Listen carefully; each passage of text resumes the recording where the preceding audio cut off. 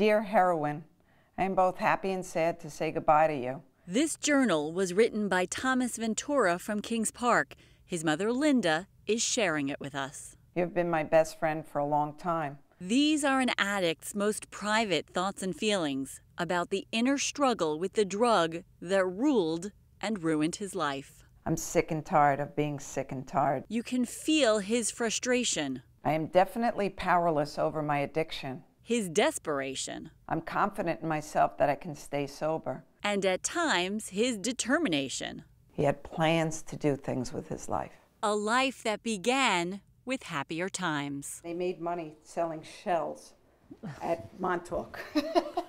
Her little boy who used to love fishing and forts. This is probably 5th grade, 6th grade. As a teenager, Thomas, like so many others, for whatever his reasons, started smoking pot and drinking beer. This was 9th grade. He was a star athlete at Kings Park High School.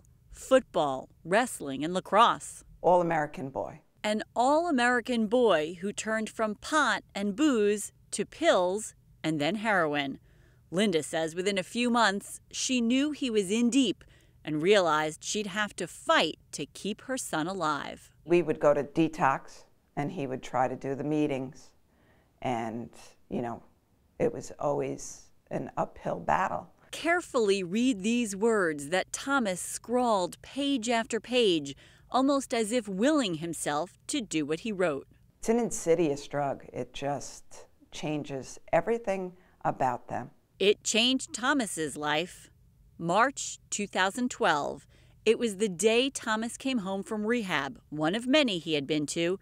He spent the night at home, goofing around with his younger brother and his mom. He was in a good place, and I went to sleep. But for some reason, at some point that night, without telling his family, Thomas slipped quietly out of the house and used heroin. I'm sure he figured, you know what, just one more time.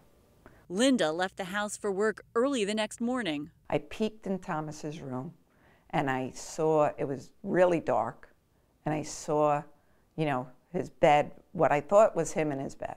But Thomas wasn't just sleeping. I was on an express train to Manhattan when the phone rang. It was her younger son, and it was bad. He was crying, and the pitch of his voice is just something that I will never, ever forget. And he was just telling me that his brother was dead and that he had found him. The train made an emergency stop here in Cold Spring Harbor.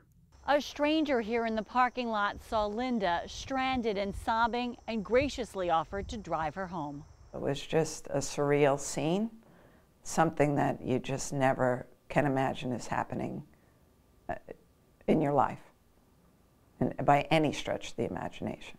Thomas died that day of a heroin overdose. He was 21 years old. I don't miss Thomas the addict.